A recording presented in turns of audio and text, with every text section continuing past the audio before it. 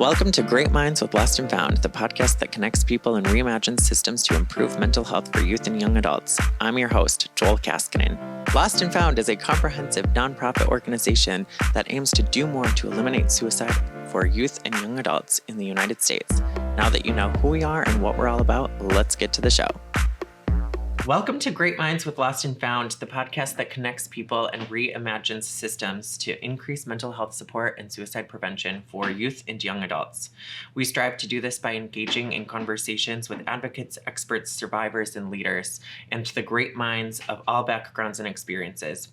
By reimagining the mental health ecosystem and connecting the great minds of people who do this work, we can create more resilient communities and prevent suicide. I'm your host, Joel Kaskinen. I use he, him, his pronouns, and I'm the Community Engagement Coordinator for Lost&Found. My co-host today is Erik Muckey, CEO and Executive Director for Lost&Found. Erik, if you would just introduce yourself, that would be awesome. Awesome. My name is Erik Muckey. I'm the CEO and Executive Director of Lost&Found. I've been with the organization since it started almost 12 years ago as a group of 18-year-olds who had the audacity to try to start a nonprofit in suicide prevention.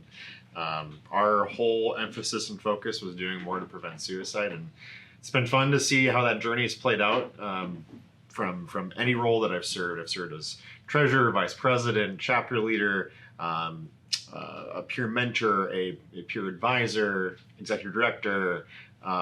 Any hat that I can get my hands on, it seems like, is what I've played in the role of Lost&Found's shape and development, but it's been fun to be a part of it.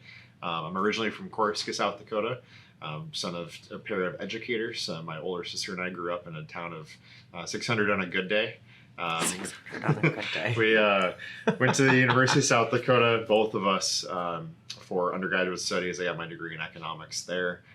Spent a few years in the banking world, have also dabbled in rural economic development and nonprofit development, but Lost&Found has been kind of the common thread for me from working in Washington, D.C. as an intern to working in Sioux Falls full time, but running a nonprofit board, to moving to Minneapolis for grad school, where I earned my master's degrees in public policy and business at the University of Minnesota, and use all that time and energy to bring back to Lost&Found, which is a cause near and dear to my heart. So that's a little bit about me. Absolutely. Well, it sounds like the audacity that you all had as 18-year-olds has stuck with you. I know that from personal experience working with you, and it sounds like the deep root of all of this is education. So as mental health educators and as a suicide prevention organization, Lost&Found uses a resilience-focused approach and the CDC's 7 strategies for suicide prevention to do our work. As we relaunch the Great Minds podcast for season 2, we're going to focus on how these 7 strategies inform our work and how we use them to build resilient communities that has a lasting impact on the mental health ecosystem. So, Erik, as CEO and Executive Director of Lost&Found, you have an intimate understanding of this. Can you dive in a little bit more and explain to some of our listeners who might not know what a suicide prevention organization is, what that means to us, how we use these strategies? Yeah, the average person might think of suicide prevention being very much what you see on a TV ad, or I know the famous Super Bowl halftime show where we got to see sort of the Logic put out the National Suicide Prevention Lifeline. I think a lot of people think of prevention that way, which in the scale and scope of what suicide prevention is, there's actually a larger spectrum to consider.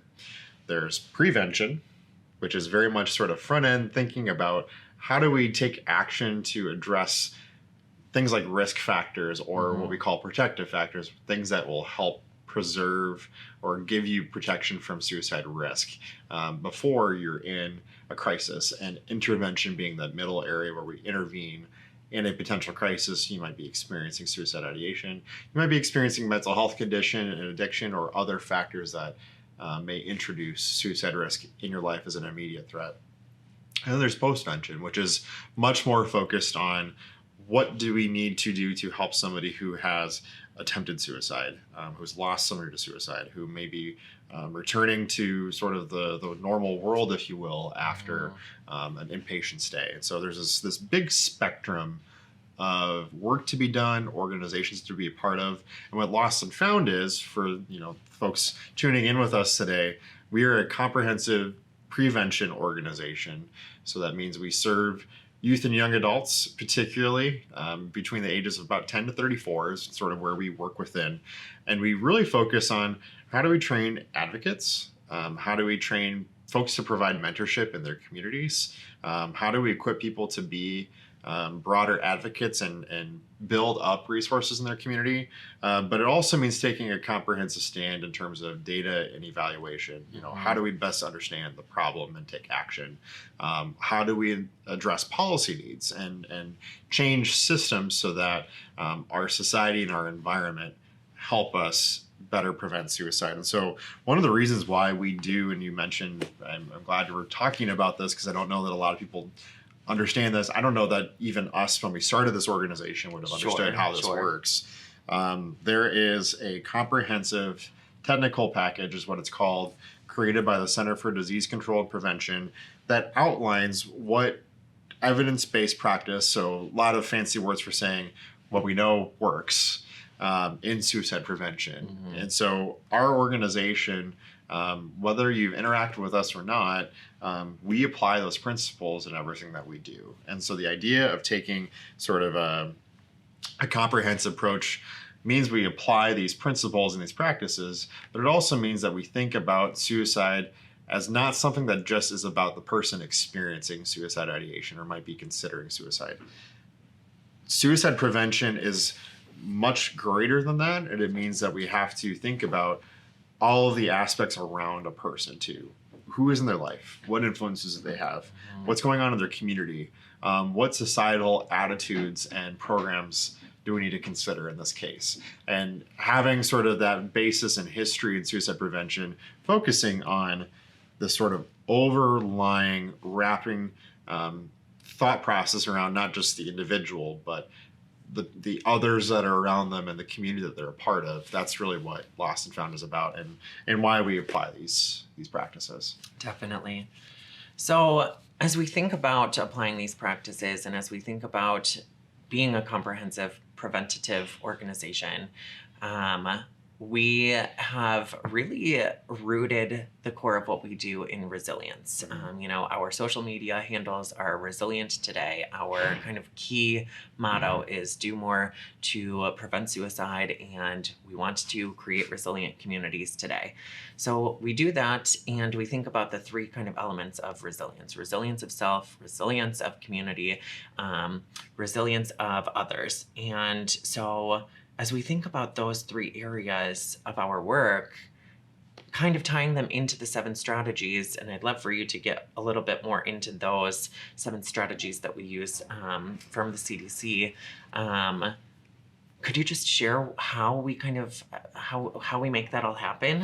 Yeah. I think our listeners probably don't fully understand, or maybe they've never even heard of the 7 strategies. Maybe they don't know the definition of resilience. Could you enlighten us a little bit further into that? Let's start resilience first, and then let's get strategies. So then we can at least. I don't want the story to be too technical, even though it is a technical approach. The simple reason why we started resilience as a term that we used for Lost and Found specifically happened about 5 years ago in 2017. And the story of a lot of startup nonprofits follows their founders or the leaders that have gone through. This story follows mine a little bit. I started my graduate studies at the University of Minnesota, and at the time, Lost and Found's program impact was mostly confined to student organizations in Eastern South Dakota. And organizations in their community that are sort of building coalitions and building resources is a critical element of suicide prevention, but it's one piece of the puzzle. Yeah. To actually pull people together and think broadly about what suicide prevention needs are, we had to start using different language. I would get feedback from campuses and our network of work that we did who would say, we don't just want to be a suicide prevention organization. It's a weird thing to think about now. We know how big of a problem suicide is here in South Dakota, but across the country. And it was weird to hear that feedback. But what was really being said was, we don't know how to bring people into this conversation. And there was a moment in time I had the opportunity of a lifetime to go take an organization I was leading in my graduate studies and reframe the entire model from scratch. And in that process, what I've discovered was we had to change the language around suicide risk. So if you're familiar at all in the suicide world, for those of you joining us today watching, suicide tends to be talked about in risk and protective factors. When we think about risk factors particularly, we're talking about the things that might contribute to the potential for suicide. So mental health conditions, of course, is the one that a lot of folks resonate with. It could be addiction, but it could be a lot of other life circumstances and economic factors that contribute to suicide. What we may not always talk enough about is protective factors. And protective factors are the things that essentially look like living a really good life. And if you look at in the field of research that comes together on protective factors, you can start to come to a singular word that's used very well, in my opinion, by the American Psychological Association, which is resilience. Now, a lot of folks might talk about resilience and it might be too rigid, or people don't necessarily want to be resilient. I totally understand that. But the actual technical definition from the American Psychological Association is the ability to certainly withstand, but it's also about adaptation in the face of circumstances or burdens or traumas that we experience throughout our lifetime. The ability not just to bounce back, but also to learn and grow from it. And so when I thought of where our organization needed to go to change the conversation about suicide risk and bring more people into this conversation about suicide risk not being something we shouldn't talk about or that we need to actually change our approach to, I started to use the word resilience. And the word resilience ties directly to protective factors, which looks an awful lot like living a really good life, connected to family, friends, and community, having life purpose, having physical well-being, and also mental well-being. All those factors come together, and it's like, wow, we can talk about resilience. Because if we can talk about resilience, then we can have a conversation about what managing suicide risk is. And that's where the reason why we use the word resilient is because you can learn those behaviors. You can come to this place of adaptation and growth where you don't have to be born resilient. You can learn how to be resilient. It's a lot of words for saying you have to bring people together to get to suicide prevention in its truest form. And I'm really grateful that we've not only built a good working relationship via a grant application. It didn't go through, but it turned into a really cool evolution of our organization where we've started applying strategies from the Centers for Disease Control. So what those strategies look like, there's 7 of them. Strengthen economic supports is the first one. Strengthen access and delivery of suicide care. Creating protective environments. Promoting connectedness. Teaching coping and problem-solving skills. Identifying and supporting people at risk. And lessening harms and preventing future risk. So in everything that we do, Lost and Found takes our approach through those 7 lenses, and we blend that with the sort of overlying view of resilience and what resilience means. So being able to talk about what is resilience for myself, what are the skills I need to learn from myself, what are the tools I need to have at my disposal to make sure that I'm living a resilient life. How do I share that resilience with others as a mentor, as an advocate, as somebody who can have a trusted conversation about mental health.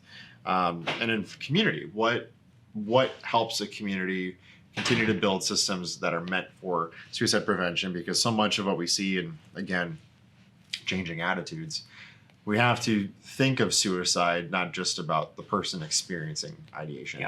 It's not just about what's going on in their head, so to speak. There's a lot of factors around that. And especially, I think today, we sometimes forget societal attitudes, access to programs, access to care. Those all matter. And if we do not have everything working together, we don't really have good suicide prevention. Sure.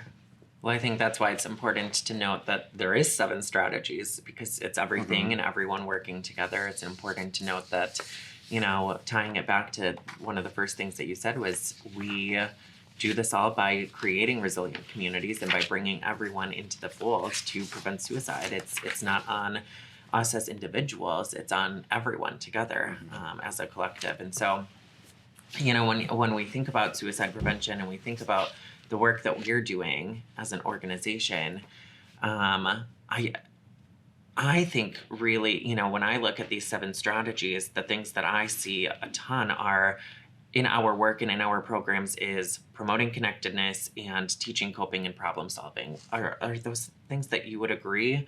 Is there one strategy that you believe that we use more? Is there one strategy that, you know, maybe we could work to improve in our work? I guess I'm curious. These are all thoughts that I've been having as I've been preparing for today's conversation with you, knowing that you've studied this a little bit more than I have, and it's just things that have been on my mind. Yeah, I think you're spot on. You know, I think about the strategies that Lost and Found can take on best. What I try to tell folks, especially being a comprehensive suicide prevention org, is we're always going to be striving towards filling in strategies. So we know that there are strategies we don't necessarily have a ton of programs for, but there are a lot of partners we work with who address those. I think the one that comes to mind, especially coming through the pandemic and what we're dealing with in a current inflationary environment, is economic supports. Totally. And what that looks like most often is housing and employment. And right now we're in a situation where unemployment rates are relatively low, or lower than they have been in a significant period of time.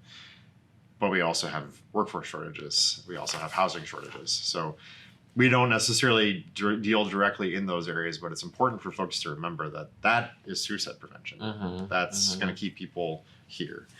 I definitely agree. You know, when I think about what we do best as an organization, I think connectedness and promoting connectedness is one of the things we really work toward.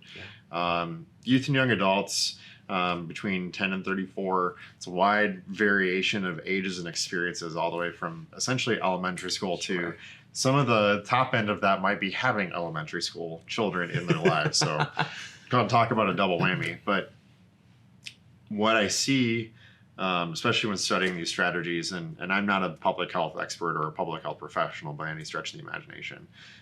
From a policy perspective, however, I can definitely offer in our prevention work, there's not as much focus as there probably should be in promoting connectedness, especially in an era, and you know, this will be shared on social media, so I guess I can't speak entirely to it, but just this idea of, I think especially newer generations have grown up in an environment where social media was a large part of their community building, and they may not have the same community outside of that. There might be an over-identification with community in a social media realm, which doesn't always necessarily promote connectedness and sort of the conversation that you and I are having right now. That's an area of programming where we really try to focus with Lost and Found, where we talk about, like, especially I think of peer mentorship being such a great example of that, where we literally are training college students to provide one-on-one support in a face-to-face environment with a peer who might be struggling with mental health, certainly, but it's really more about just life support and thinking about, again, some of these strategies from the CDC. When you talk about economic supports, we talk about not just, you know, navigating financial aid at an institution of higher education, but also thinking about, can I find a job? I just broke up with my partner. How do I handle these things? Just having that extra support on campus and having that connection to somebody who you can talk to, and having a broader connection to the community as a result.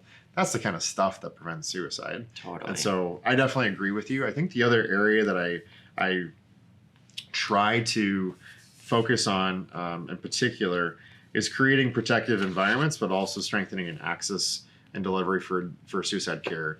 We as an organization have no counselors. We have no provision of mental health professionals. A lot of folks who may be listening to this may be looking for a counselor in their community, or might be looking for a psychiatrist, psychologist, whatever that looks like. Could be calling up BetterHelp. Whatever that is that helps you is important. But one of the areas I think we are working hard to be an influencer in, if anything, is this ability to strengthen access and delivery of care. We don't provide, but there's a lot of folks who do. But most importantly, we do not have enough. And if we do not have enough, we have to be able to make a case to say, okay, how do we have enough? And that starts with data. That conversation about, what's going on in our communities, how do we promote connectedness, how do we, create those protective environments where students, young adults, whatever their life journey might take them, gives them a place where they have the ability to live a good life and find resilience. That's really critical. And we can talk about, everybody, I think, and I try not to use hyperbole in this case. Like, everybody's talking about mental health. Conversation about mental health is probably more prominent than it's ever been, and for good reason. Of course. And that's definitely reducing, I think, to some level, some stigma. It's not maybe getting rid of it entirely, but it's reducing some stigma around wanting to seek care. The problem with that, unless there's a place to go, what we've done is not going to help necessarily. And so what I find is a most important element of our work right now is continuing to promote that connectedness, continuing to create protective environments and get people access to help. But we also have to have help.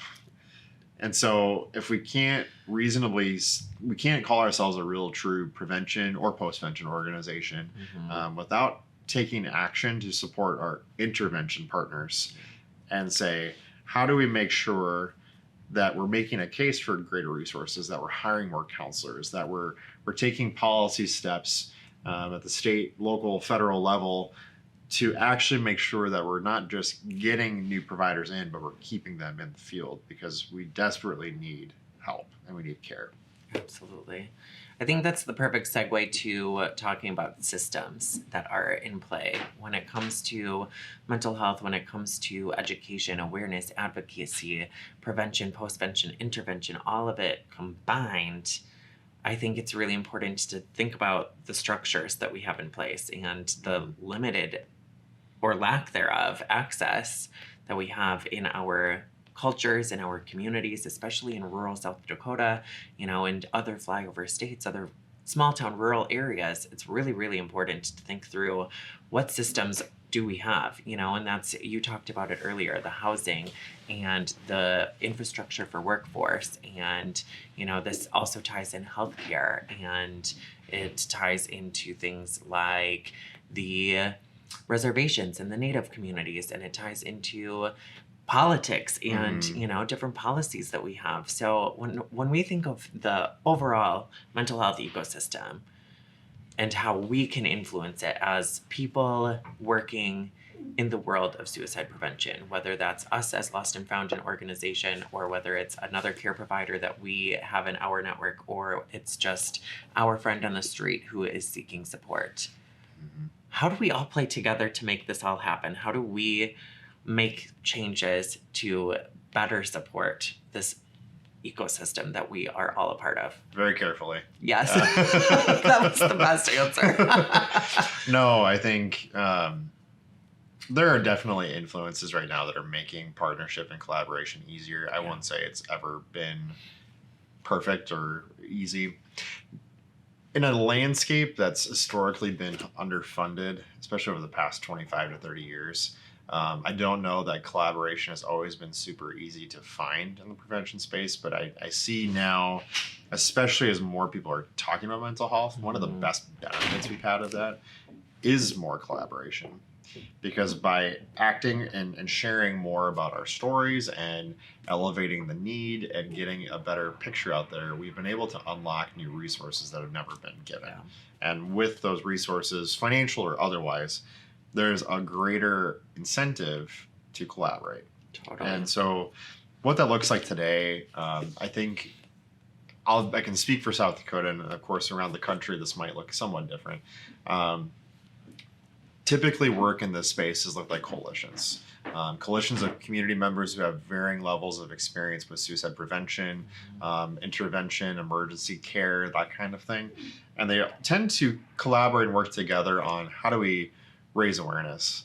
And that's one important goal. There's also goals that are starting to sort of emerge and form around things like the National Suicide Prevention Lifeline, which thank God we now have a 3-digit number that people can call. Yeah, 11 digits is way too much to remember in crisis. And just being able to have that kind of collaboration where you see Crisis centers working with a variety of mental health providers, with law enforcement, with state and federal government. That kind of coalition or collaboration is where some of that work comes from too. To build out these full 7 strategies of the CDC, which I know, like, getting into the details of each of them is a challenging bit, so I'll talk about that in a later segment. But getting people around the table to talk about individual strategies is the way we try to approach things at Lost and Found, where getting folks to the table. At the state level in South Dakota, there's a state suicide prevention sub-work group that focuses on the state's prevention strategies. Lost and Found is a part of that. We I don't know if I would call it own, but we guide strategies around what goes on in institutions of higher education in South Dakota. There's a lot of partners that are state agencies or other nonprofits who take on other bits of strategy. If we can do that, and this is an important piece of suicide prevention, so folks, keep this nugget. Suicide prevention, though I say it's not just about the individual, it is about creating and tailoring an experience that is tailored to that individual.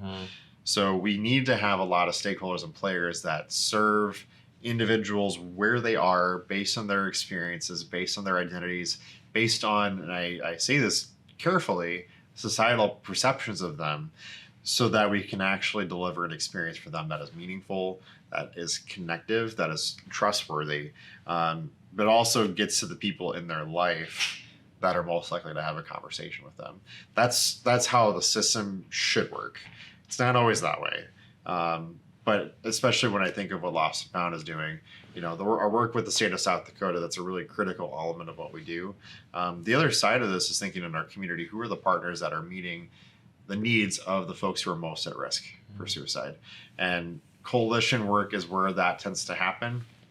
Bringing players to the table, especially in the provision of healthcare, mental health care, all the way through prevention. There's not historically been a great connection between all of them. And so I'm excited about what's happening. I think there's definitely room for more improvement in our collaboration, and I see that happening.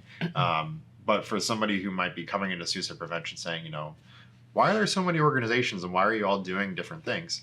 That's a big reason why is historically underfunding, but also trying to find ways to address such a comprehensive and frankly complicated issue in space. Yeah, definitely. Now, for those of our listeners that may not know, who are those at-risk populations for suicide in South Dakota? Yeah, in South Dakota, the areas of concern are definitely our youth and young adults, which is why Lost and Found exists. So the leading cause of death for 10 to 19-year-olds in South Dakota in 2020 was suicide. The second leading cause of death for 20 to 29-year-olds in South Dakota was suicide. And if you look at the breakdown over the past 10 years, the majority of suicide deaths in South Dakota have been between the ages of 10 and 34. It's not a great statistic that I like to see, and that's part of the reason why we exist, is to address that. Other at-risk areas that we try to focus on, I should say try, we do focus on, we just have to make sure that we're working in concert with community. We see a lot of need, and particularly in Indigenous communities and particularly in rural communities, whether it's because of the geographical isolation, the cultural elements of basically being cut off from the world, but also the economic realities that come along with that, where we've seen a population within our state that was subject to essentially genocide. That doesn't just go away, and that intergenerational trauma especially does not go away. So we have to always kind of keep that in mind. I think of rural communities especially, we've seen a host of impacts the agricultural community. I think a lot of economic impacts that we don't always fully grasp and understand that have contributed to suicide in rural communities. But I think you also have to kind of look a little bit too within the youth and young adult, why that generation? And we can always, until we're blue in the face, we can always talk about social media. Sure, that's fine. What I think more of is certainly the need for connection to community and skills that aren't always taught. I heard frequently about a lot of high performers, high achievers that have sort of sought perfection. But I think it's also important to keep in mind the politics and the attitudes of the world right now. I just saw some data that South Dakota's LGBT community has some of the highest rates of depression in the United States. Actually, is the highest rate of depression. That is a leading indicator of suicide. And that's not just because of any old thing, that they're depressed because they're a member of the gay community. It's really about what's going on in South Dakota, what's going on in our world right now in that space. And you can't divorce those two and say those aren't factors for suicide. And so those are some groups that tend to be most at risk. I can't in good conscience not also talk about veterans and folks who have been impacted by their service. Rates of PTSD are tremendously high. You can't separate yourself from war and not have some kind of mental health impact and the resulting conditions that come from that. And so those are some of the core areas. I know there's probably others that I'm missing at this moment, but I try to be mindful of too, like, it's important for us to understand at risk, what that means. I think a lot of people use the word at risk and they don't really go the next step to say, hey, we're talking about populations that have been impacted and individuals that have been impacted by experience. But I think it's important for us to keep in mind that suicide risk impacts everybody. It just might present itself in different ways. And so, especially in the pandemic, risk factors went higher. You saw addictions increase. You saw family dysfunction that had to be brought home in some cases. We saw a lot of instances of stress and trauma enter people's lives that had never been there before. And then protective factors were weakened in the sense of community. And so even if you don't identify with an at-risk population, suicide risk is still something to consider, especially the way we think about things like cancer risk. You're always going to have some kind of risk. It might be a low risk, which I hope so, but you might also have high risk, and it's important to take action to address that. Totally. The reason I ask, and you kind of hit on this already, was, a lot of our work is about building communities that are resilient and increasing those structures that help support resilient communities. And, I guess just tying it all into things, what are some ways that we can work on building resilient communities, especially in South Dakota, in rural South Dakota here? Maybe we're not a suicide prevention organization. Maybe it's a listener who just wants to get involved because this is the first time they're hearing of suicide, or they, are seeing the new data coming out from the state, and they're shocked by the number of suicides that we've had, especially coming out of a pandemic. What are some ways that we can build as individuals more resilient communities? I think the best way, and I know I share the sentiment, the state of South Dakota has done a fantastic job of bringing together partners to build training opportunities. That's the best way to start. There's training opportunities to be a suicide gatekeeper called Question, Persuade, Refer, QPR. I would jokingly call it the CPR of suicide prevention because it kind of is. And it's about an hour long. It's really straightforward, fairly easy to complete, and it's really one easy step, so to speak, to say, at least I know how to have a conversation. That kind of training, whether you do that, you do things like mental health first aid, which is a little bit more intensive, where you're talking about providing the literal terms of first aid in a mental health sense of how do you respond to somebody in a mental health crisis. Having those tools for yourself gives you the skills and the mindset, maybe more importantly, to actually have a conversation, because suicide is prevented when we have trusting conversations. We see that all the time in mental health conditions and sort of the risk factor for suicide. Like, if somebody can have a conversation with you and trust you about it, that's what's going to do the job to prevent suicide. So I always say, if you want to get involved, that's the start, and that, fortunately, you can access resources from Lost and Found, certainly. There's a whole plethora of resources if you're in South Dakota through the South Dakota Suicide Prevention website. If you're outside of South Dakota, which I hope a few of you listeners are outside of South Dakota, there's a wide variety of resources you can look at, especially from organizations like NAMI, you can look at American Foundation for Suicide Prevention. You can look at even your state local government might have some prevention coalition that's running a training. You can even think about in terms of at-risk populations that you might be a part of or identify with, where I think of like the Trevor Project, sort of the LGBT community, lots of great resources. Get trained. That's the first step always. And there's levels to that where you can be trained for as little as an hour. You can spend 2 days, whatever that looks like for you. That's the starting point, because what that opens up is conversations with individuals, but also conversations in your community. And the best thing you can do then, advocate in whatever organizations you're a part of, that mental health needs are valuable and important. Look at the data third and see what populations are most impacted in your community. If you're in South Dakota Suicide Prevention website certainly has you covered. But if you're looking in more of a national audience and you're trying to kind of sift through, hey, I'm not sure what my state has, go to the CDC's website. They write the suicide technical package for a reason. They carry a lot of that data, and they have very good information about what's going on in your state, certainly, but also perhaps in your local community that can give you a sense of who's being impacted by this. And having those three things, starting with training, advocating in your organization, with your employer, having some data to back you up. This is the type of stuff that changes communities. Training, advocacy, data, making change in our communities. And once you know, that's what Lost and Found does. So. It's almost like we did it for a reason or something. Great. Well, to kind of round out our conversation, Erik, there's lots of incredible people out there doing this work. We've talked about it from the clinical side of care providers. We've talked about other nonprofits such as ourselves and NAMI and AFSP. What are some resources, maybe it's a book or a podcast or an article that you've read recently that, you want to share with our listeners as they're taking things away today? Maybe they're listening to this and they stumbled upon us and they've never seen data, or they don't know how to advocate in their communities. What are some resources that you would point people to? Yeah.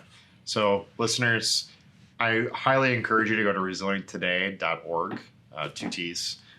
Go to our website, check out our resources. There's actually a pretty helpful set of guides there that will guide you to crisis resources, mental health providers, other resources you might need to know about. But I also think too, in the spirit of Mental Health Month, I would strongly encourage folks to go to our website, check out. We have a section of our website focused on education and advocacy. There's a digital resources tab.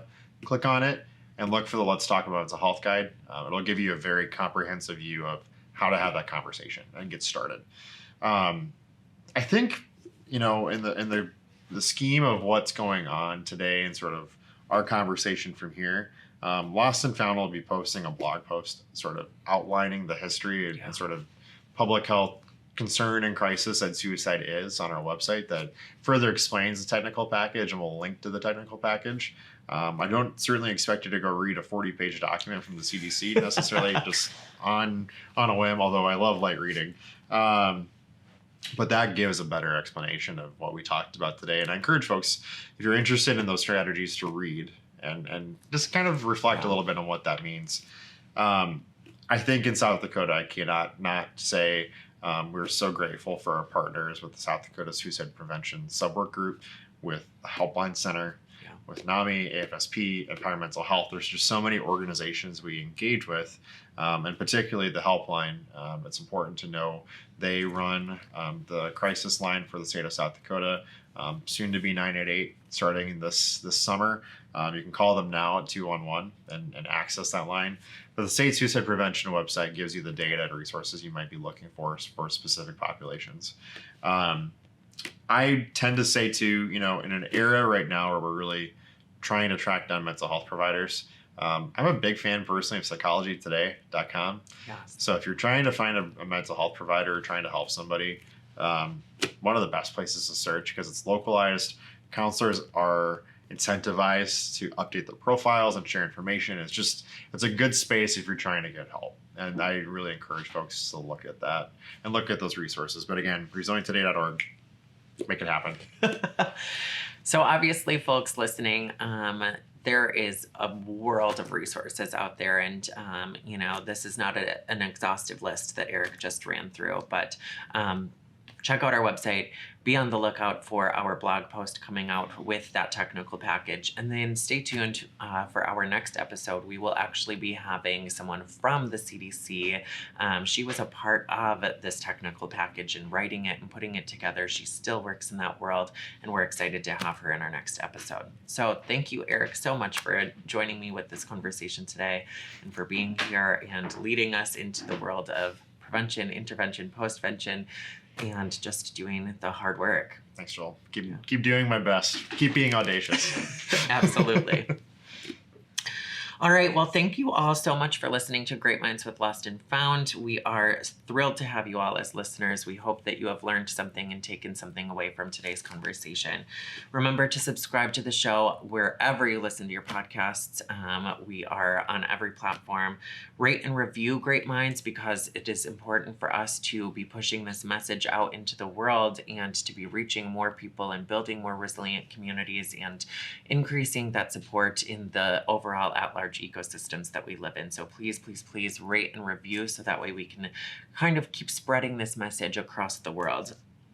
And lastly, if you'd like to learn more about Lost and Found and the work that we do, you can check us out, as we've mentioned multiple times today, at resilienttoday.org, and find us on all social media platforms at Resilient Today. Thank you so much for listening to today's conversation, and we'll catch you next time.